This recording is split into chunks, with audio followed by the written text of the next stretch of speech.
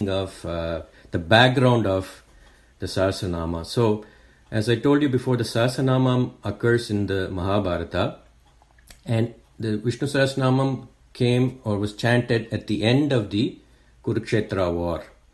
So, the Kurukshetra war, if you know in Mahabharata, it was the war that was fought between the cousins, right? We had on one side, we had the Pancha Pandavas who represented all that was good and dharma. And on the other side, we had the Kauravas who were 100 in number, led by Duryodhana. The Kauravas, cheated the Pandavas out of their kingdom. They didn't give their kingdom back. They sent them to exile in the forest. And even after coming back from the forest, they didn't give them the kingdom. So Lord Krishna tried to negotiate, but then because adharma had happened, they had to go to war, and that was the Kurukshetra war. And the Kurukshetra is actually a place. You can go to Haryana and you can see the place where the battle took place. So from the Kurukshetra war, two great and blessed things came for the benefit of humanity. One was at the beginning of the war, before it started, which was the Srimad Bhagavad Gita. And the other thing was at the end of the war, which was Vishnu Sahasranama. Now, the Vishnu Sahasranama, it was Yudhishtira, the eldest of the 5 Pandavas, was mentally depleted because of the war with the Kauravas and by the misery of death and suffering that was created by the war in which he had been a major player. Bhishma, his dear grandfather, was lying on his deathbed. If you remember, Bhishma, I think, was sort of killed in the 10th day, but he didn't die till the end. And to honor him, they had created a bed of arrows, and he was lying on it. That was bed of arrows. Tamil ambu padikkenvada. So he was lying on that deathbed arrows.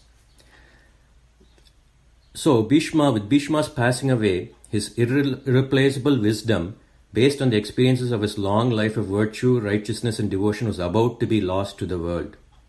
Sage Vedavyasa and Krishna advised Yudhishtira, who himself was an epitome of righteousness and virtue, to seek the advice of Bhishma on any and all aspects of life on which he had any doubts.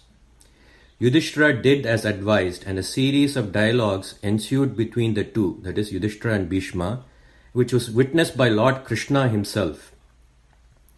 In one of these sessions, Yudhishtira sought Bhishma's advice on the easiest and best means by which mankind can attain lasting happiness, peace of mind, and relief from all bondage and sorrows.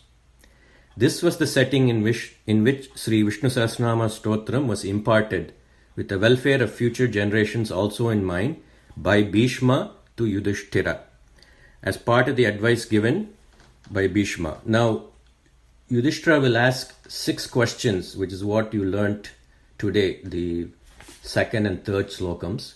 He asks Bhishma 6 questions, and in the subsequent classes, I will go over those questions. What questions did he ask? We will cover that in the next class. The most unique thing about Vishnu Sahasranamam is that in this shlokam, the one who is being praised, who is Lord Vishnu, was himself as a witness and watching it. As Krishna, he was there and watching that thing. So it's a very unique thing about Vishnu Sahasranamam, that Krishna himself was a witness to this shlokam that was being uttered. So that's why in today's shlokam, when you said Yudhishtira Uvacha, Uvacha means said. So Yudhishtira said, and then the 6 questions were asked. We will cover those 6 questions in detail in the meaning of those in the next class.